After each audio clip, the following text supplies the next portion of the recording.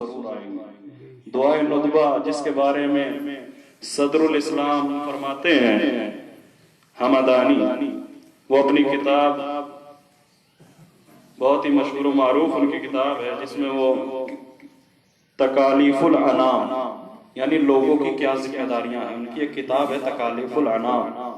اس میں انہوں نے اس بات کو لکھا ہے کہ دعائے ندبہ پڑھنے کی خاصیت یہ ہے کہ اگر اس دعائے شریف کو جس جگہ بھی حضور قلب کے ساتھ خلوص دل کے ساتھ اگر کوئی پڑھے گا تو غیر ممکن ہے کہ وہاں پہ زمانے کے امام تشریف نہ لائیں.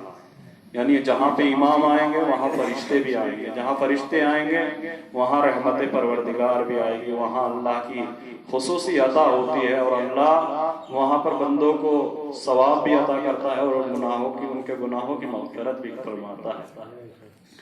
لہذا آیت اللہ عراقی جو مشرق میں بہت بڑے آیت اللہ گزرے ہیں، وہ کہتے ہیں کہ میں نے اس بات کو بارہا تجربہ کیا اور بارہا دیکھا کہ یہ دعا جہاں بھی برگزار ہوئی، وہ اپنی آنکھوں سے دیکھا وہ واقعہ بتاتے ہیں کہ میں نے نہیں دیکھا کہ یہ دعا کہیں خلوص دل سے برگزار ہوئی ہو اور میں نے زمانے کے امام کو وہاں نہ دیکھا. وہ علماء کہ جنہیں امام کی ملاقات کا شرف حاصل ہے وہ خود فرماتے ہیں کہ ایک مرتبہ ایک عالم دین میں مشہد میں ایک چلہ کھینچا ہے. مشہد مقدس میں امام رضا کے روزے میں 40 دن تلک کا ایک عمل تھا اور 40 دن کا وہ عمل امام کی ملاقات کے لیے تھا. جب وہ ان کا عمل مکمل ہو رہا تھا تو انہوں نے خواب میں امام کو دیکھا اور امام زمانہ سے ان کی ملاقات ہوئی. جو انہیں پریشانیاں تھیں وہ انہوں نے بیان کی اور جب امام سے باتیں ہو رہی تھی تو ان کا دل سیراب نہیں ہوا کہ وہ وقت ملاقات ختم ہونے لگا. امام نے کہا کہ اب ہم چلتے ہیں، تو ان کے آنکھوں میں آنسو آ گئے اور آنے کے بعد کہا کہ مولا میرا دل ابھی سیراب نہیں ہے، آپ کی یہ ملاقات میرے لیے بہت کم ہے، میں یہ چاہتا ہوں کہ یہ ملاقات اور کچھ طولانی ہو جائے. امام نے فرمایا کہ بس ہمارا وقت آپ سے ملنے کا اتنا ہی تھا، لیکن ہاں اگر تمہیں ملنا ہے تو کل فلاں شخص کے یہاں دعائے ندبہ ہے، میں وہاں تمہیں ضرور مل سکتا ہوں. وہ کہتے ہیں کہ جب میں اگلے دن اس دعا میں پہنچا تو میں نے خود اپنے زمانے کے امام کو اس دعا میں شریک پایا. لہذا امام تشریف لاتے ہیں، بظاہر ہماری آنکھیں شاید انہیں نہ دیکھ پاتی ہوں لیکن وہ ہم سے اتنا زیادہ اپنا دل لگا کے رکھتے ہیں کہ خود فرماتے ہیں اِنَّا غَيْرُ مُحْمِلِينَ لِمُرَاعَتِكُمْ وَلَا نَاسِينَ عَنْ ذِكْرِكُمْ. امام کی حدیث ہے، وہ فرماتے ہیں کہ ہم ایک لمحے کے لیے بھی تمہارے حالات سے غافل نہیں ہیں. وَلَا نَاسِينَ عَنْ ذِكْرِكُمْ، اور ایک لمحے کے لیے بھی ہم تمہارے ذکر کو بھلاتے نہیں. اور اس کے بعد فرماتے ہیں کہ اگر ہم تمہیں ذرا سی دیر کے لیے بھی ہم تمہیں بھول جائیں تو یہ دنیا تمہیں ایسے پیس ڈالے جیسے چکی کے 2 پارٹ میں گیہوں کا دانہ پس کے رہ جاتا ہے. یعنی تمہیں کوئی جاننے والا نہ ہو، پہچاننے والا نہ ہو. یہ امام کی خصوصی عطا ہے اور یہ امام کا خصوصی کرم ہے کہ ہم اپنی کم تعداد کے باوجود بھی ایک باعزت باوقار قوم کی صورت میں دنیا میں زندگی گزار. اور دنیا میں قومیں ہزاروں قومیں ہیں، لاکھوں اربوں خربوں قومیں ہیں، لیکن اس کے باوجود بھی سرخی اخبار ہماری قوم بنا کرتی ہے. اور دنیا جب بھی کہیں بیداری کا ثبوت دیکھنے کتابوں کو کھنگالتی ہے تو دنیا شیعت اور علماء شیعہ کا نام سب سے اوپر رہتا ہے. اس کی وجہ یہ ہے کہ جس قوم کا وارث زندہ ہو وہ قوم بھی زندہ ہوتی ہے. لہذا ہمیں اپنی زندگی کا ثبوت امام کی بارگاہ میں پیش کرنا ہے اور اس طریقے سے پیش کرنا ہے کہ ہماری محبت، ہمارا دل ہمارے امام کو تلاش کرتا ہو. اور کس طریقے سے تلاش کرتا ہو کہ ہماری جس سے جتنی محبت ہوتی ہے. کسی کو پیسے سے محبت ہو، اس کا 100 روپے کا نوٹ کھو جائے تو پریشان ہوتا ہے، اسے ڈھونڈتا ہے. اولاد سے محبت ہوتی ہے، 10 منٹ اگر اسکول سے آنے میں لیٹ ہو جائے تو اس کے لیے پریشان ہو جاتا ہے. پھر یہ مومن کا دل اپنے امام کے لیے پریشان کیوں نہیں ہوتا کہ جنہیں 1400 سال ہو رہے ہیں امام پردہ غیبت میں زندگی گزار رہے ہیں اور ہم اپنے امام کی طرف 1200 سال سے زیادہ کا وقفہ ہے جو امام کی غیبت کو ہو گیا ہے. اور اس غیبت کے زمانے میں ہمارا امام ہم سے واقف ہے، ہمارے حالات کو دیکھ رہا ہے اور اتنا دیکھ رہا ہے کہ ہم اتنا انہیں یاد نہیں کرتے جتنا وہ ہمیں یاد کرتے. ہر شب جمعہ ہمارا نامہ اعمال ہمارے امام کی بارگاہ میں پیش کیا جاتا ہے اور ہمارا امام اگر ہمارے نامہ اعمال میں نیکیاں ہوتی ہیں تو خوش ہوتے ہیں اور اگر ہمارا نامہ اعمال گناہوں سے بھرا ہوتا ہے تو میرا امام رو رو کے استغفار کرتا ہے.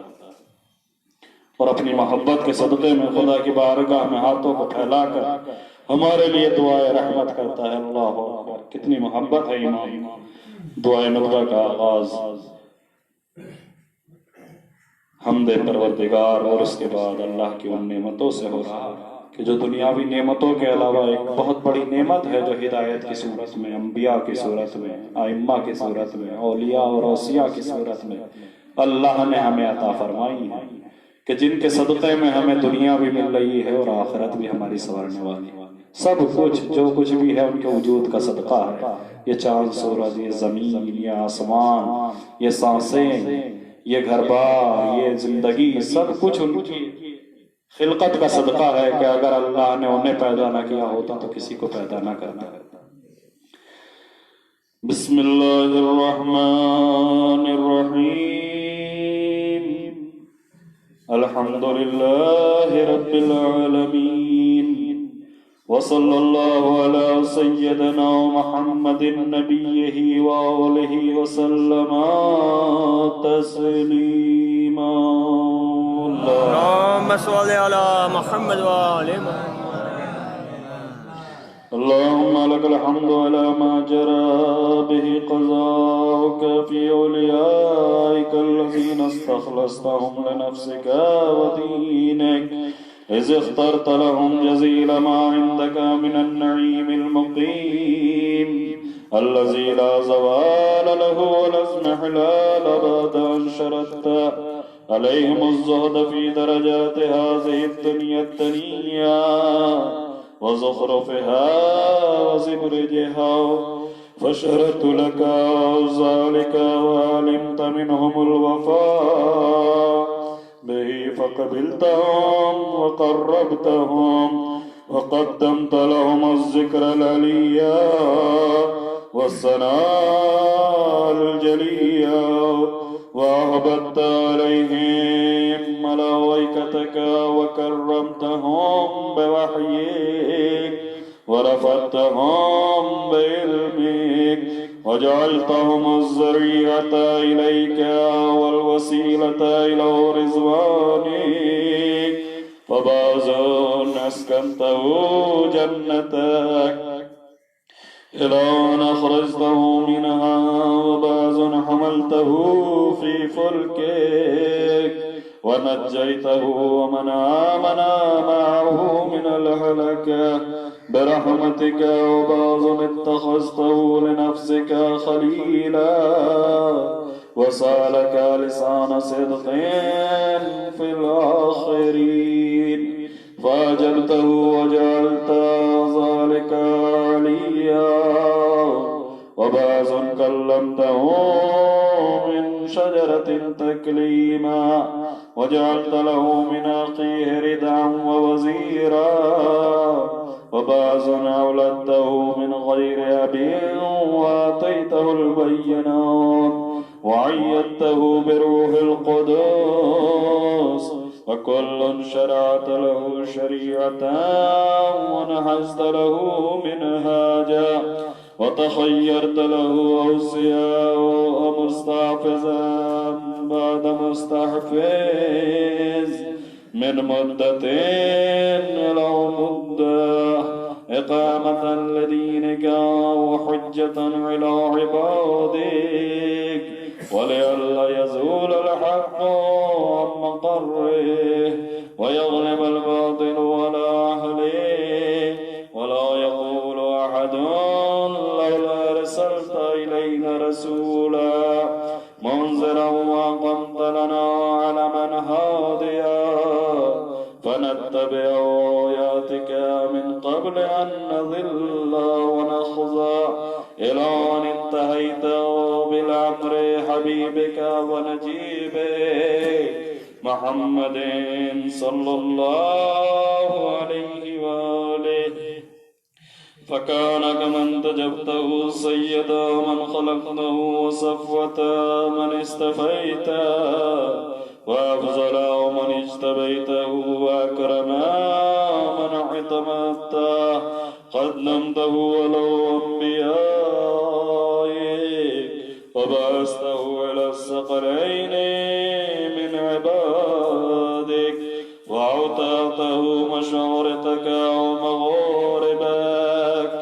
وسخرت له البراق ورجت بروحه إلى السماء وأودعته علم ما كان وما يكون إلى انقضاء خلقك ثم نصرته بالرعب وحفظته بجبرائيل وميكائيل والمسومين من ملائكتك ووعدته أن تظهر دينه على الدين كله ولو كره المشركون وذلك بعد أن بوأته مبوع صدق من أهله وجعلت له ولهم أول بيت وزعا للناس للذي ببكة مباركا وهدى للعالمين فيه آيات بينات مقام إبراهيم ومن دخله كان آمنا وقلت إنما يريد الله ليذهب عنكم الرجس أهل البيت ويطهركم تطهيرا. اللهم صل على محمد وآل محمد. ثم جعلت أجر محمد صلواتك عليه وآله مودتهم في كتابك فقلت قل لا أسألكم عليه أجرا إلا المودة في القربى. اللهم صل على محمد وآل محمد.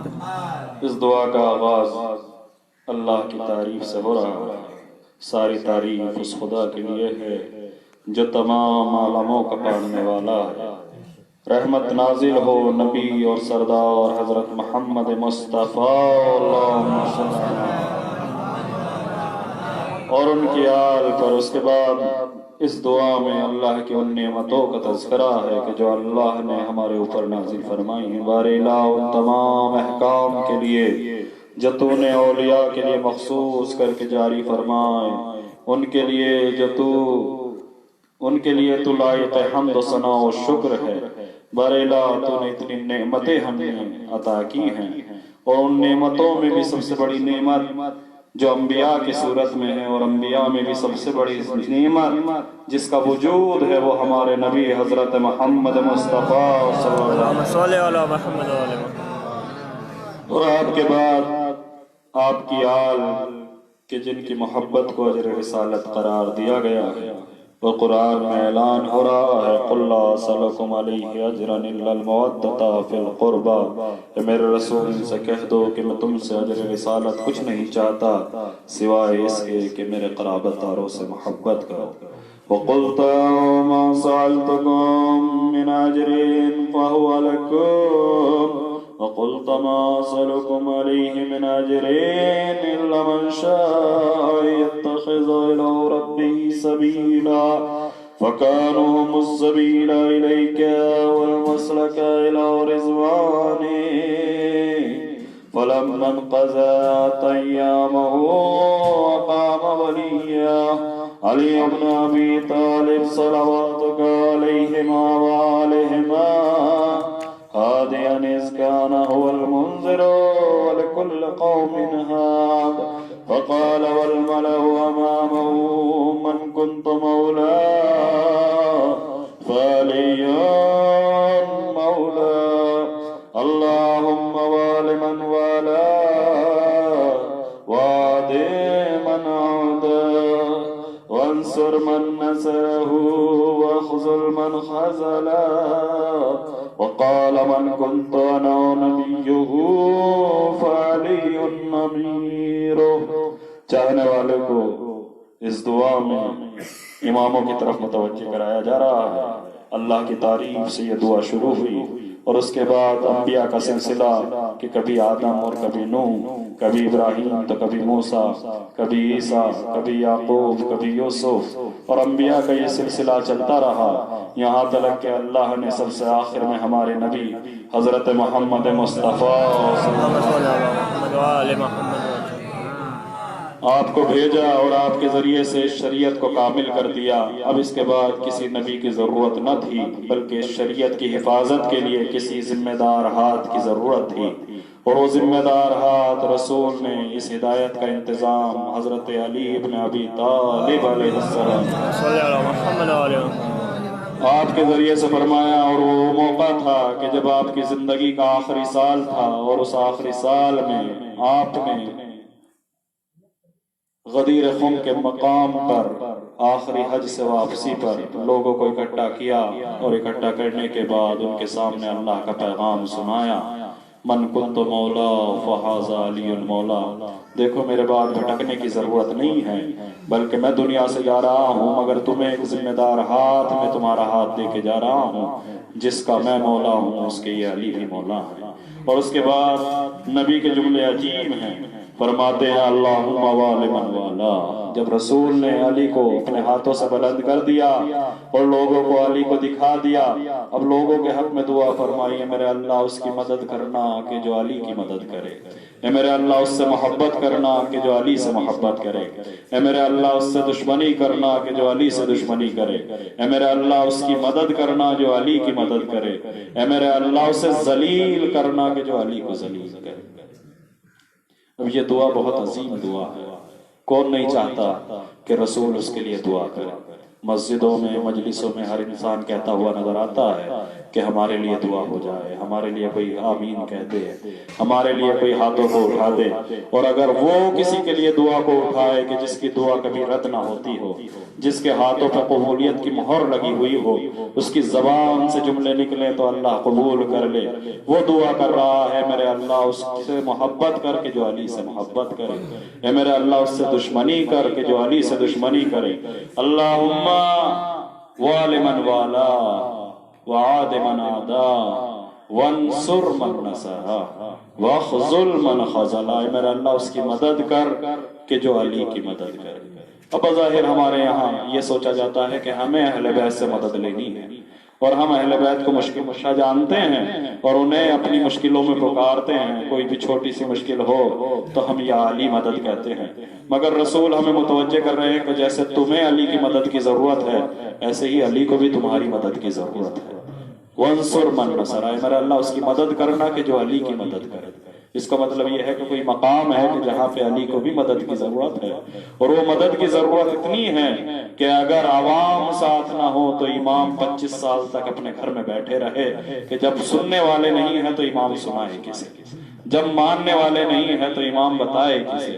اور 25 سال تک امام بے ناصر و مددگار بیٹھا رہا، اور یہ وقفہ کہ جس میں ہدایت کا کام ہونا تھا وہ چاہنے والوں کی خاموشی سے خاموش ہو گیا، اور لوگ ہدایت کے اس دریا سے محروم رہے 25 سال تک. حالانکہ جو ان کی ہدایتیں تھیں وہ پہنچی لیکن براہ راست ہدایت نہ ہو سکی. وہ جو امام کو مسجدوں میں تقریریں کرنی تھی، وہ جو امام کو اسرار شریعت کھولنا تھے، وہ جو امام کو توحید بتانا تھی، وہ جو امام کو مقام رسالت بتانا تھا، وہ بتانے کے لیے موقع فراہم نہ ہو سکا. کیوں؟ وانصر من نصر. اے میرے اللہ اس کی مدد کرنا کہ جو علی کی مدد کرے. مددگار بہت کم ہے، اور ہر جگہ پر امام کو ہماری مدد کی ضرورت ہے. آج ہم افسوس کریں کہ کاش ہم اس زمانے میں ہوتے تو ہم امام کی مدد کرتے. امام کو 25 سال گھر میں خانہ نشینی نہ کرنی پڑتی، امام کو گوشہ نشینی نہ کرنی پڑتی. لیکن موقع آج بھی ہمارے ہاتھ میں ہے. ہمارے زمانے کا امام ہمیں آواز دے رہا ہے، اسے ہماری مدد کی ضرورت ہے. اب کوئی یہ کہہ سکتا ہے کہ امام تو پردہ غیب میں ہے، ہم اس کی مدد کیسے کر سکتے ہیں؟ تو امام کی مدد ذاتی مدد نہیں ہے، امام کی امام کے مقصد میں ضرورت ہے. وہ مقصد جو مقصد ہدایت ہے. بھلے ہی کوئی انسان میری مدد نہ کرے، مثلا میں یہاں پہ کوئی کام کر رہا ہوں اور وہ میرے کاموں کو دیکھنے لگے تو مجھے بظاہر وہ نہ ملنے کی ضرورت نہیں ہے، بلکہ اگر وہ میرے مقصد میں میری مدد کر رہا ہے تو وہ میری مدد کر رہا ہے. مثلا میں مدرسے میں پڑھا رہا ہوں، ایک کوئی انسان آئے اور آنے کے بعد کہے کہ مولانا آپ پڑھائیے، جن بچے نہیں پڑھ رہے ہیں انہیں میں دیکھ رہا ہوں وہ شور نہیں مچائیں گے. اس کا مطلب یہ ہے کہ وہ خود پڑھا تو نہیں رہا لیکن میری مدد کر رہا ہے. یہی وجہ ہے کہ امام کے بارے میں رسول نے فرمایا اللہم وانصر من نصرا. اے میرے اللہ اس کی مدد کرنا کہ جو علی کی مدد کرے. اب ہمیں دیکھنا ہوگا کہ امام کی ضرورت کیا ہے. امام کا مقصد کیا ہے، اس مقصد میں امام کی مدد کی جائے، نہ یہ کہ نعرے لگائے جائیں، نہ یہ کہ ہم ان کے ساتھ زبانی تو ہوں اور دل ہمارے ان کے خلاف، ہمارے عمل ان کے خلاف نہیں۔ ان کو ہمارے عمل کی ضرورت ہے، انہیں ہمارے مدد عملی کی ضرورت ہے، زبان کے ساتھ ساتھ دل کی ضرورت ہے۔ وہ دل کہ جو امام کے مقصد کے لیے تڑپے، وہ دل کہ جس میں امام کا درد پایا جائے، وہ درد کہ جو علی کو سونے نہیں دیتا، وہ درد جو فاطمہ کی نیند ختم کر دی، وہ درد کہ جس نے رسول خدا کا چین و سکون چھین لیا، وہ درد دین ہمارے دل میں اگر ہے تو ہم امام کی مدد کر رہے ہیں۔ لیکن اگر ہمیں ہر چیز کا درد ہو، ہمیں اپنی اولاد کا درد ہو، ہمیں اپنے مال کا درد ہو، اور امام کی شریعت کا درد نہ، امام کے دین کا درد نہ، کیوں امام نے اتنی قربانیاں دی؟ کس لیے امام نے اپنا بھرا گھر لٹا دیا؟ کس لیے امام نے بظاہر دنیا کی نگاہوں میں اپنی چادریں لٹوا دی، اپنی آل و اولاد کو بے سر و سامان کر دیا؟ کیوں؟ آخر وہ درد کون سا تھا کہ جس درد کے آگے امام نے ساری مصیبتیں برداشت کرنی؟ اگر اس درد کو ہم جان رہے ہیں اور اس درد کو جاننے کے بعد ہم امام کے مقصد کے لیے آگے بڑھ رہے ہیں تو ہم امام کی مدد کر رہے ہیں۔ ہمیں دیکھنا ہوگا کہ امام کا مقصد کیا ہے۔ اگر امام نہیں ہے تو امام کے مقصد میں امام کی مدد کی جائے۔ امام آ کے کریں گے کیا؟ امام آنے کے بعد عدالت کو آگے بڑھائیں گے، امام آنے کے بعد علم و معرفت کی منزلوں کو پورا کریں گے، امام آنے کے بعد لوگوں کو خدا کے بارے میں بتائیں گے، امام آنے کے بعد لوگوں کو شریعت کی اہمیت بتائیں گے۔ اگر وہی کام ہم امام کے آنے سے پہلے کرنے لگے تو امام پردہ غیب سے کہیں گے کہ دیکھو وہ میرے آنے سے پہلے میری مدد کر رہا ہے، وہ دیکھو وہ میرا منتظر ہے، وہ دیکھو میرے انتظار میں سو نہیں رہا ہے بلکہ میرے انتظار میں کام کر رہا ہے، بلکہ وہ میرے انتظار میں میرے ظہور کے لیے راستے فراہم کر رہا ہے۔ اس لیے کہ اگر راستے فراہم نہ ہو، اگر یہ فرش بچھانا، مثال ہے، اگر یہ فرش بچھانا، اگر یہاں پہ لوگ جمع نہ، اگر یہاں پہ دعائیں نہ رکھی ہوں، مائک نہ لگا ہوا ہو، تو میں اکیلا آ کے دعا پڑھ سکتا ہوں؟ اس کا مطلب یہ ہے کہ میرے آنے سے پہلے یہ انتظام ہونا ضروری ہے۔ فرش بچھ چکا ہو، سامعین آ چکے ہوں، دعا آ چکی ہو، مائک سیٹ ہو چکا ہو، سارے سامان فراہم ہو چکے ہو، تب میں آنے کے بعد دعا پڑھا سکتا ہوں، تب میں آنے کے بعد کچھ بتا سکتا ہوں۔ اسی طریقے سے امام کی بھی ضرورت ہے، اور امام جو ہم یہ انتظار کر رہے ہیں کہ امام ہی آنے کے بعد سارے کام کریں گے، یہی وجہ ہے کہ امام کا ظہور طولانی ہوتا جا رہا ہے، غیبت کا زمانہ بڑھتا چلا جا رہا ہے، اس لیے کہ جب تک وہ سامان فراہم نہ ہوں گے تب تک امام کا ظہور نہ ہوگا۔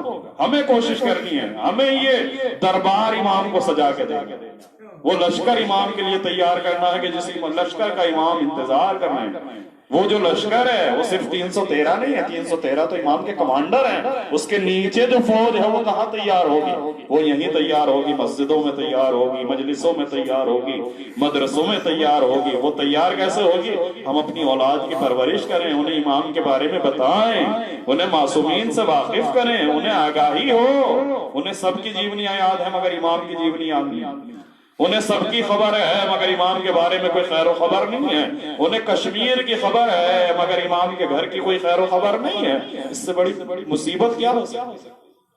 ولادت کا دن ہے، بی بی فاطمہ الزہرا سلام اللہ علیہا، اللہم صلی علی محمد و علی محمد، کہ کس طریقے سے دین کے مددگار بچے تعمیر کیے ہیں اس گھر میں کہ جہاں نہ لائٹ ہے، جہاں نہ نرم گدے ہیں، جہاں نہ پنکھے کا انتظام ہے، نہ جہاں ہوائیں ہیں، کچھ نہیں ہے، لیکن اس کے باوجود جب عورت پرورش کرنے پہ آتی ہے تو ایسے بچے کچے گھر میں تعمیر کرتی ہے کہ جو اتنے پکے ہوتے ہیں کہ گلے تو کٹ سکتے ہیں مگر دین برباد نہیں ہو سکتا۔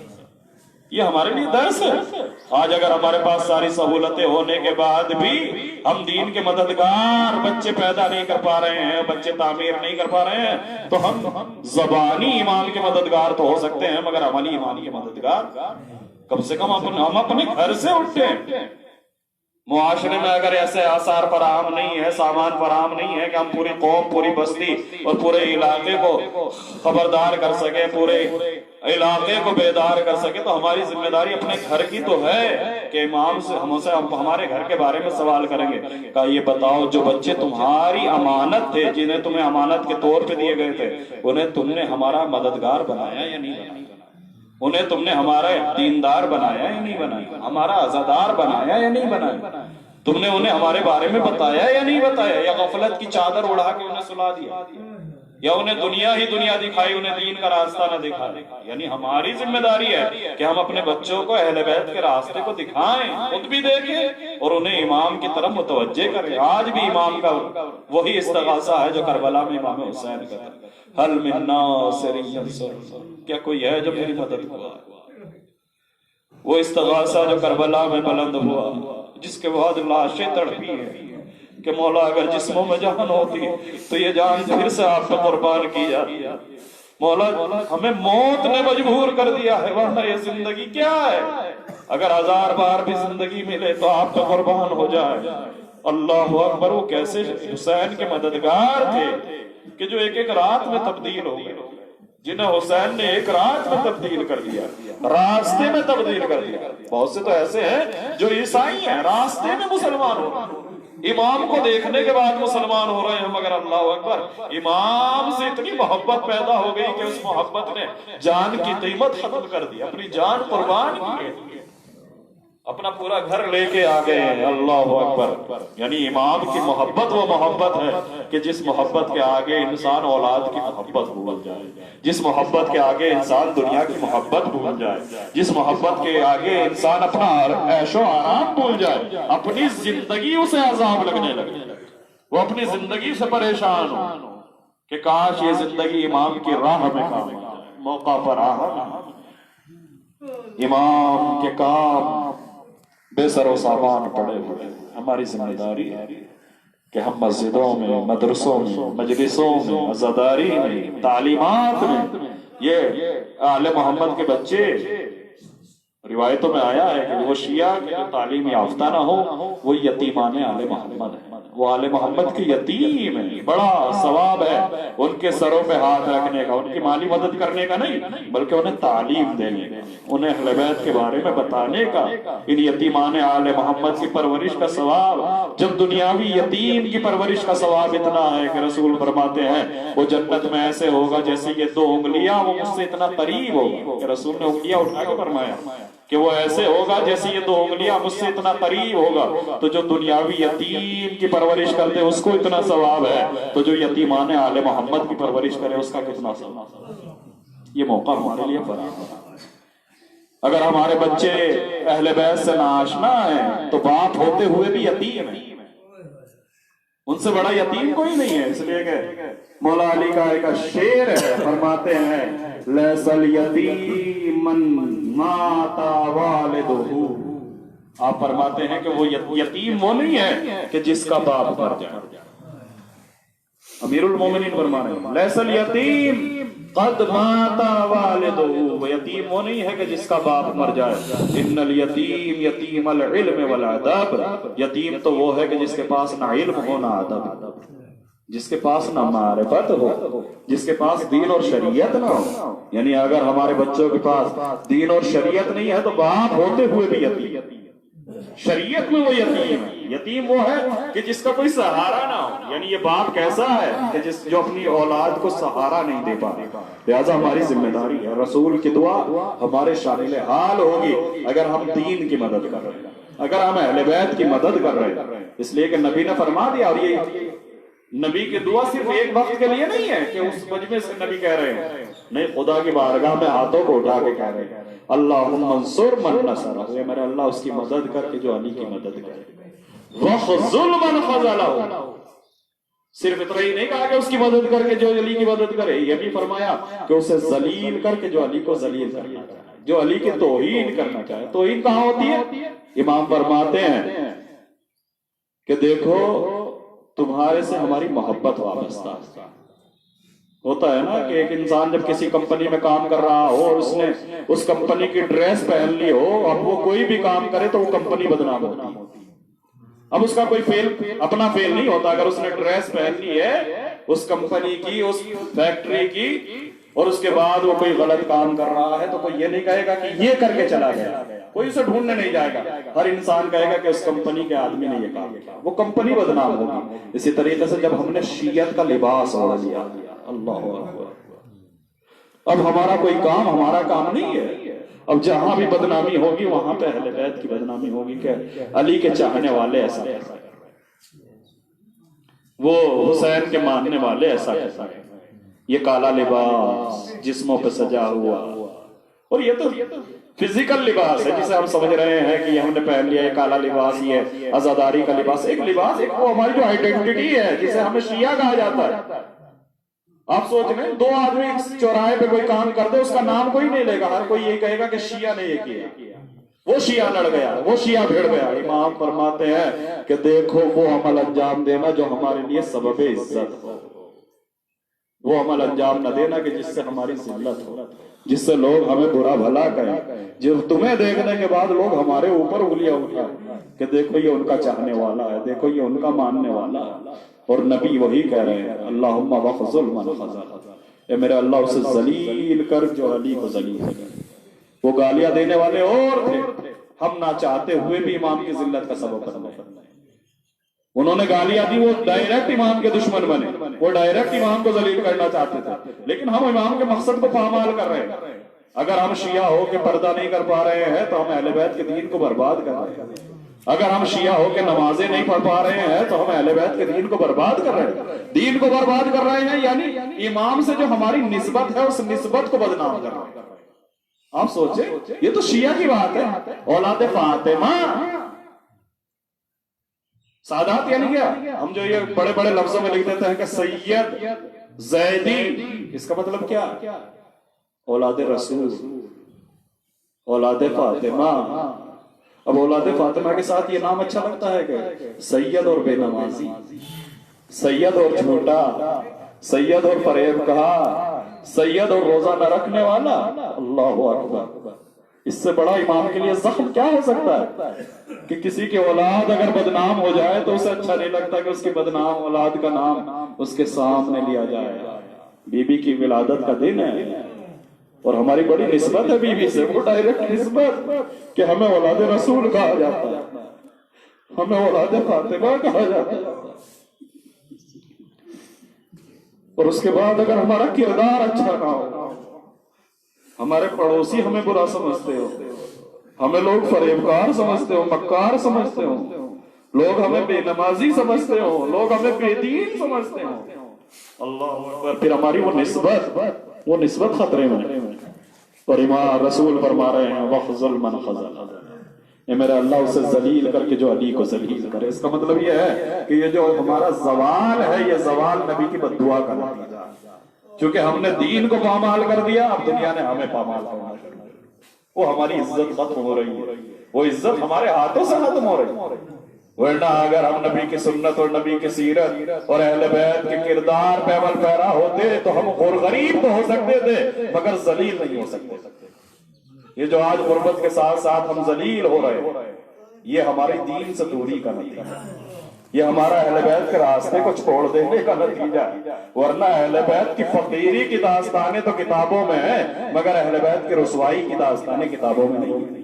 عزتیں ہیں, اس دور میں عزتیں ہیں امام کی کہ جہاں امام کو ذلیل کرنے والوں کو پیسے دیے جاتے تھے, کوئی گالی دے دے تو اسے پیسے دیے جاتے تھے. آپ سوچیں کہ مدینہ جیسی جگہ امام حسن اپنے گھر کے باہر کھڑے ہوئے, ایک شامی آیا اور اس نے پوچھا کہ حسن کون ہے, کہا یہی ہے. اس نے آنے کے بعد امام کے سامنے امام کے باپ کو گالیاں دینی شروع کی. کون برداشت کر سکتا ہے؟ مگر کردار کیسا ہے, اللہ اکبر. یہ اہل بیت کا کردار ہمارے اندر ہونا چاہیے, نہ یہ کہ جو ہمیں گالی دے ہم اسے پلٹ کے 2 گالی اور دے. کوئی ہمارے سامنے اگر ہاتھ چھوڑ دے تو ہم اس کا پورا گھر کو تباہ و برباد کر دیں. نہیں, امام ہمیں درس دے رہے ہیں تبرہ کس طریقے سے کیا جاتا ہے. تبرہ جو تبرہ ہم کرتے ہیں وہ تبرہ وہ شامی کر رہا, گالیاں دے رہا ہے امام. اگر گالیاں دینے کا نام ہی تبرہ ہے تو وہ تبرے پر پورا عمل کر رہا ہے. امام کے سامنے امام کے باپ کو گالیاں دے رہا ہے, تو کتنی بری گالیاں دے رہا ہے. اللہ اکبر, ایک سانس میں گالیاں دے رہا ہے کہ روایت میں ہے کہ امام نے سر کو جھکا رکھا ہے. جب وہ گالیاں دیتے دیتے خاموش ہو گیا, اس نے دیکھا کہ کوئی ریئیکشن نہیں ہے, امام نے پلٹ کے کوئی گالی نہیں دی, امام نے پلٹ کے کوئی جواب نہیں دیا. جب وہ تھک گیا تو امام نے کہا کہ بھائی تو تھک گیا ہے, تیرے آرام کا انتظام کر دوں. یہ کردار ہے جو کردار بول رہا ہے. آپ سوچیں کہ کوئی آپ کے ساتھ برائی کرے، آپ اس کے ساتھ اچھائی سے پیش آئے، بھلے ہی آپ کو لگے کہ آپ نے گھاٹے کا سودا کیا ہے، مگر آپ نے اس کے دل پہ وہ اثر چھوڑ دیا ہے جو قیامت تک وہ بھول نہیں سکتا۔ وہ اہل بیت کا کرم، اس نے گالیاں دی، جب گالیاں دیتے دیتے خاموش ہو گیا، اور امام نے پلٹ کے اس کو کوئی گالی نہ دی، کوئی برا بھلا نہ کہا، اس سے یہ بھی نہیں پوچھا کہ کیوں کہہ رہا ہے۔ امام خاموشی سے سن رہے ہیں، جب اس کو چپ ہو گیا تو امام نے سر کو اٹھایا، امام نے کہا کہ مجھے تو پردیسی نظر آتا،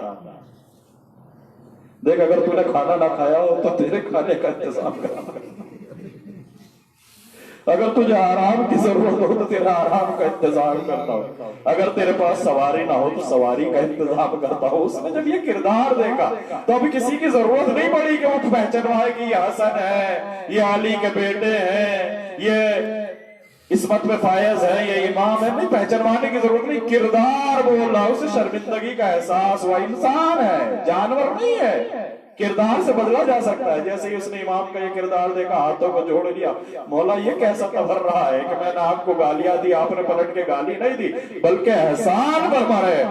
امام نے فرمایا کہ ہماری عادت ہی احسان نیکیاں تو اللہ نے ہماری عادت میں پیدا کیا۔ اور اس کے بعد اس نے ہاتھوں کو جوڑ کے، روایت میں یہ جملہ ہے کہ اس نے یہ جملہ کہا کہ مولا جب میں کوفے میں آیا تھا تو آپ اور آپ کے باپ سب سے بڑے میرے دشمن تھے، مگر اب کوفے میں اگر میرا کوئی دوست ہے تو وہ آپ ہے اور آپ کے باپ۔ یہ کردار جس نے دشمنوں کو بدل دیا ہو، اگر ہم اس کے کردار سے آشنا ہو تو ہم کیوں نہیں بدلیں؟ جہاں دشمن پہ اتنا اثر ہے جسے کوئی ذریعہ فراہم نہیں ہے، یہاں تو امام کی باتیں بتائی جاتی ہیں۔ لہذا رسول کی دعا بھی ہمارے شامل حال ہے، اور اگر ہم عمل پیرا نہیں ہے تو بد دعا بھی ہمیں حاصل ہونے والی ہے۔ اس لیے کہ نبی نے ہاتھوں کو پھیلا کے خدا کی بارگاہ میں کہا ہے اللہم انصر من نصر، اے میرے اللہ اس کی مدد کر جو علی کی مدد کرے، وخذل من خذلا، اس کو ذلیل کر کے جو علی کو ذلیل کرے۔ اب ذلیل کرنے کے لیے کیا بچا ہے؟ اگر ہم نماز نہ پڑھیں تو کسی کو کہنے کی ضرورت نہیں، ہم خود اپنے آپ کو ذلیل کریں۔ اگر ہم روزہ نہیں رکھ رہے ہیں تو کسی کو کہنے کی ضرورت نہیں ہے، ہم خود بخود ذلیل ہو رہے ہیں۔ اگر ہم دین و شریعت پہ عمل نہیں کر رہے ہیں تو کسی کو کرنے کی ضرورت نہیں ہے، ہم خود اپنے آپ کو ذلیل کر رہے ہیں، اس لیے کہ نبی کی بد دعا ہے۔ لہذا بارے اللہ تیری بارگاہ میں دست بدعا ہے، ہمیں اہل بیت علیہ السلام کی سیرت پہ عمل پیرا ہونے کی توفیق عطا فرما۔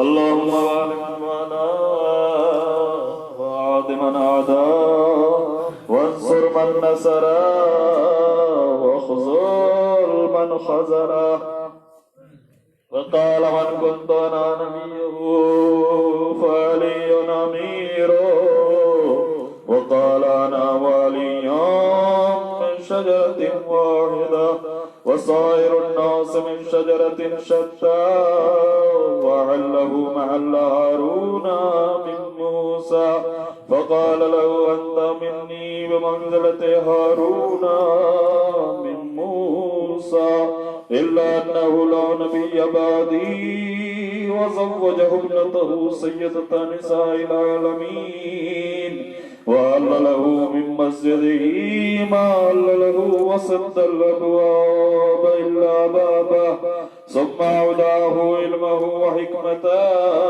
فقال أنا مدينة العلم وعلي بابها فمن أراد المدينة والحكمة فليأتها من بابها ثم قال أنت أخي ووصي ووارثي لحمك من لحمي ودمك من دمي وسلمك سلمي وحربك حربي والإمام مخالط لحمك ودمك كما خالط لحمي ودمي وأنت غدا على الحوض خليفتي وأنت تقضي ديني وتنجز عداوتي وشيعتك على من عبره من نور مبيضا۔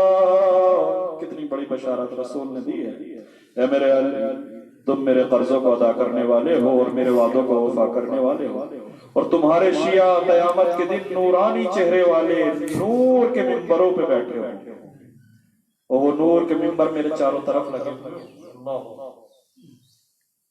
وہ محشر کا میدان، وہ گرمی، اس گرمی میں کہ جہاں لوگوں کو کھڑے ہونے کی جگہ نہ مل سکے، وہاں شیعوں کے لیے بشارت کہ رسول فرما رہے ہیں وَشِيَّتُكَ عَلَىٰ مَنَابِرَ مِن نُورٍ مُبِيَّضٍ، اے میرے علی تمہارے شیعہ نورانی منبروں پہ نورانی چہروں کے ساتھ بیٹھے ہیں۔ اللہ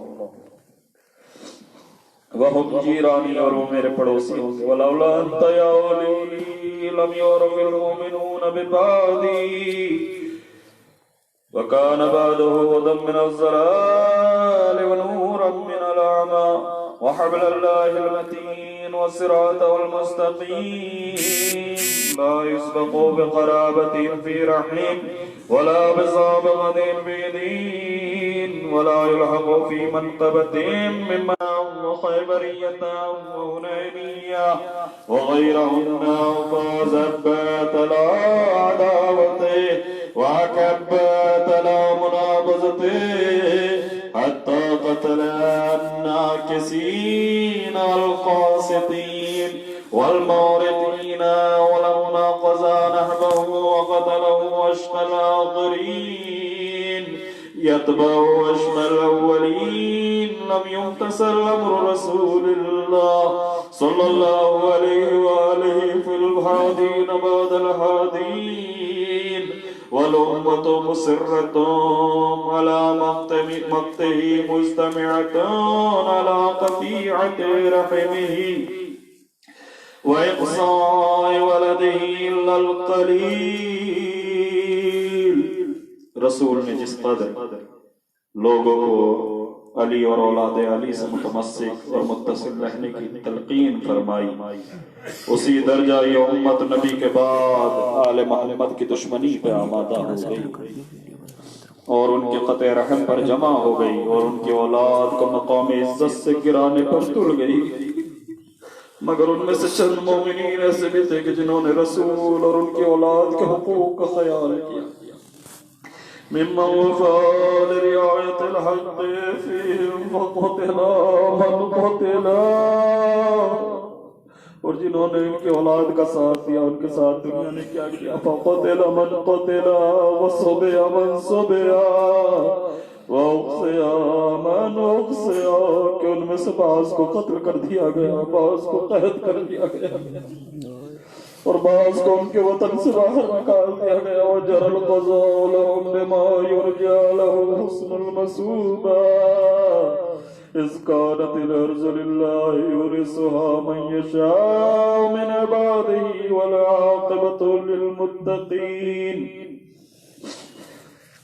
ان بزرگواروں کے لیے حکم قضا میں فلاح الدارین تھی، دنیا نے ان کے ساتھ برائی کی مگر اللہ نے ان کے ساتھ نیکی لکھ دی تھی۔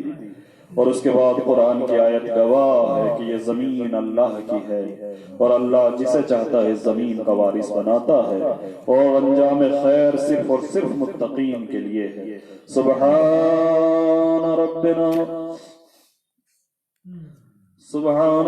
ان کان وعد ربنا لمفعولا، اور اللہ کا وعدہ پورا ہو کر رہنے والا ہے۔ وَلَن يُخْلِفَ اللَّهُ وَعْدَهُ وَهُوَ الْعَزِيزُ الْحَكِيمُ، اور اللہ اپنے وعدے کی خلافی نہیں کرتا اور وہ بڑا عزیز اور بڑا حکیم ہے۔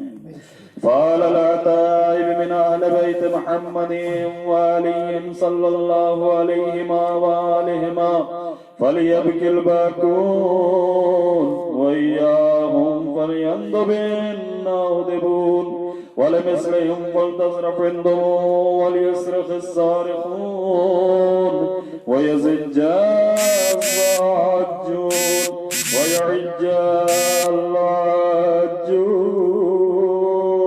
اور چاہنے والوں کو چاہیے کہ وہ آل محمد کو یاد کر کر کے آنسو بہائیں اور انہیں رو رو کر پکارے اور اس طریقے سے آواز دیں، این الحسن و این الحسین، کہاں ہے حسن اور کہاں ہے حسین۔ دعا کا یہ جملہ